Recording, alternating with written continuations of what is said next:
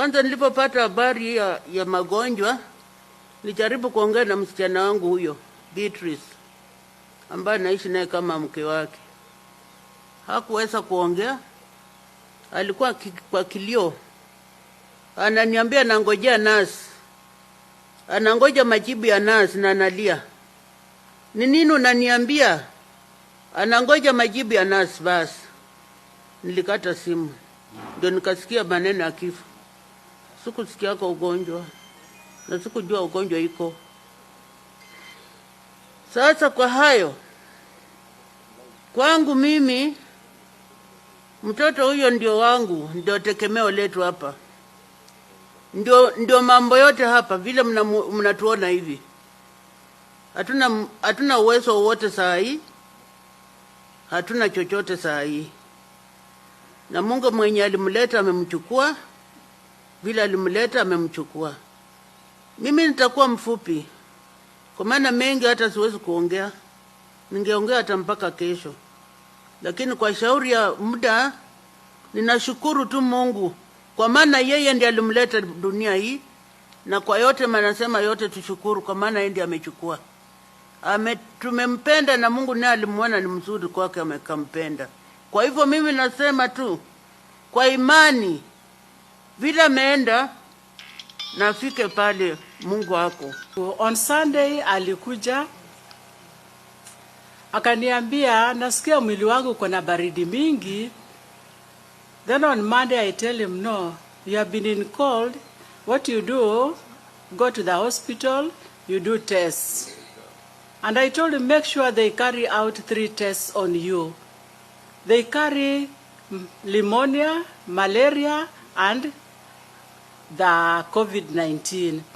I told him COVID-19 because you are mingling with so many people. I told him pneumonia and malaria because the weather is too cold in Nairobi. I told him make sure there are 3. He told me okay. He went on Monday. Then he came back, said they amechukua test. I'm waiting for the results.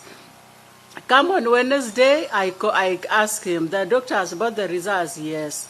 Kaniambia ameniletea all the results, but the only one I'm seeing here is the one of COVID-19. Nikamwambia, what about the rest? Kaniambia, I have not. Then he slept on Thursday. Friday, I started observing he's not doing well. The breathing may change. In the morning, Saturday, I tell him, I can't see the condition. Your condition is not good. I tell Albert, help me.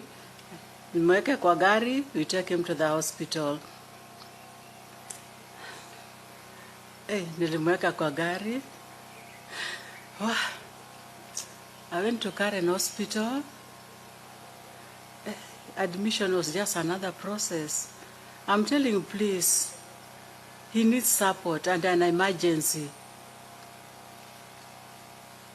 The time they're still preparing, he passed on while I'm with him in the vehicle. He was not even admitted. He passed on seated on the seat in the car.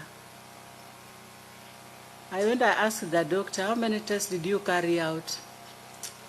The doctor tells me only 1. Nikamwambia, why? There were meant to be 3. Why do you concentrate only on 1? The weather here is not conducive to our lives also. You have to carry even 3 of them, pneumonia to confirm also. COVID is actually managed. Pneumonia has to be treated. Malaria you have to treat. Why did you omit the other 2? I told him, let's be fair. Let's check the entire system of our bodies when people come in, so that you don't concentrate only on 1 when people are not dying of that one, and dying the other one. I felt it was negligence on the part of the doctors in the hospital. I wish they did everything for him. Siku ya leo ningependa tu kukumbusha kwamba Zaburi 23 kuanzia mstari wa 1 inasema, Bwana ni mchungaji wangu, sitapungukiwa kitu. Hunilaza katika majani mabichi na huniongoza kwenye maji matulivu. Huihuisha nafsi yangu na kuniongoza katika njia za haki kwa ajili ya jina lake. Ijapopita nitapita katika bonde la uvuli wa mauti, sitaogopa, maana Bwana yu pamoja nami. Ataandaa meza mbele yangu kati ya maadui zangu. Atafanya kikombe changu kifurike. Neema, fadhili zake na wema wake utanifuata siku zote. Kumbuka ya kwamba maisha yangu ni upepo. Jua langu halitaona mema.